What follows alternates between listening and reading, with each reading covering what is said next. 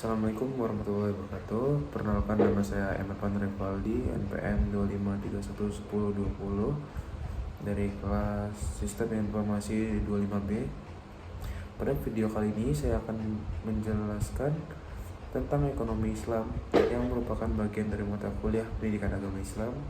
Materi ini membahas konsep ekonomi yang berlandaskan nilai-nilai Islam, Al-Quran, dan Sunnah Nabi. Pengertian ekonomi Islam. Ekonomi Islam adalah cabang ilmu pengetahuan yang mempelajari dan menyelesaikan masalah ekonomi dengan cara-cara Islami, yaitu berdasarkan Al-Quran dan Sunnah. Artinya, kegiatan ekonomi tidak hanya mengejar keuntungan, tetapi juga harus memperhatikan keadilan, kejujuran, dan keberkahan. Definisi ekonomi Islam menurut para ahli. Beberapa ahli menjelaskan ekonomi Islam sebagai berikut. Menurut Manan, ekonomi Islam adalah ilmu sosial yang mempelajari masalah ekonomi masyarakat yang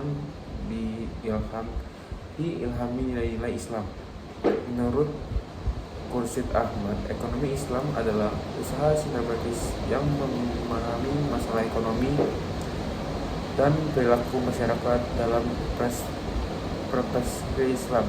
Menurut Siddiq, ekonomi Islam merupakan respon pemikir Muslim terhadap tentang ekonomi berdasarkan Al-Quran, Sunnah, akal, dan pengalaman. Menurut Hasanuz Zaman, ekonomi Islam adalah ilmu penerapan hukum syariah untuk mencegah ketidakadilan dan mencapai kesejahteraan manusia sebagai bentuk ibadah kepada Allah Subhanahu wa Ta'ala. Dari definisi tersebut dapat disimpulkan bahwa ekonomi Islam berorientasikan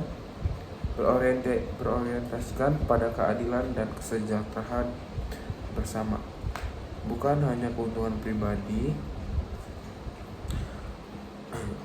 Tujuan ekonomi Islam adalah: 1. Mewujudkan keadilan ekonomi. 2. Menghindari praktik yang dilarang seperti riba, gharar, dan maisir.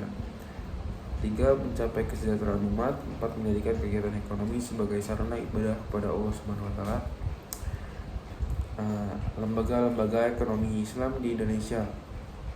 Di Indonesia, ekonomi Islam berkembang melalui berbagai lembaga, antara lain ada perbankan syariah, asuransi syariah, pegadaian syariah, Baitul Mal Tamwil atau BMT, pasar modal syariah. Perbankan syariah adalah bank yang menjalankan kegiatan usaha berdasarkan prinsip syariah. Prinsip syariah ini diatur dalam Undang-Undang Nomor 10 Tahun 1998, yaitu perjanjian antara bank dan nasabah yang sesuai dengan hukum Islam, tanpa riba dan praktik yang dilarang. Peran bank syariah mendukung pembangunan ekonomi nasional, memberdayakan pengusaha muslim, mengembangkan lembaga keuangan syariah. Fungsi bank syariah: manajer investasi, mengelola dana nasabah yang dengan sistem bagi hasil. 2. Investor menyalurkan dana melalui akad syariah. Jasa keuangan seperti transfer. Fungsi sosial: menyalurkan zakat. Asuransi dalam pandangan Islam. Asuransi konvensional dinilai haram karena mengandung gharar, ketidakjelasan akad, maisir, unsur perjudian, riba, yaitu bunga. Oleh karena itu, Islam mengembangkan asuransi syariah yang berdasarkan tolong-menolong dan keadilan.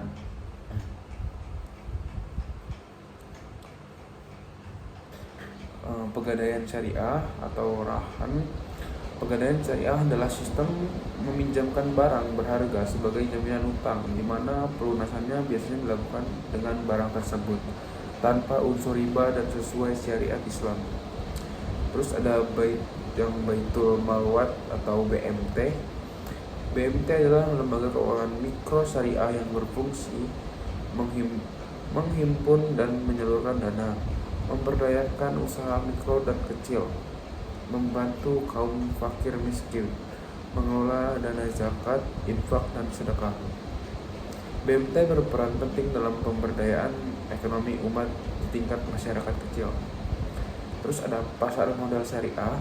Pasar modal syariah adalah kegiatan investasi yang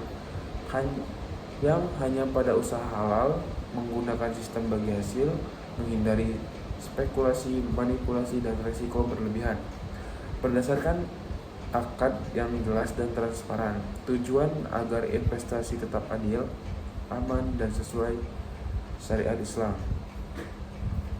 Sebagai kesimpulan, ekonomi Islam adalah sistem ekonomi yang menyeimbangkan antara keuntungan dunia dan nilai akhirat. Dengan menerapkan prinsip syariah diharapkan tercipta sistem ekonomi yang adil, beretika, dan membawa kesejahteraan bagi seluruh masyarakat.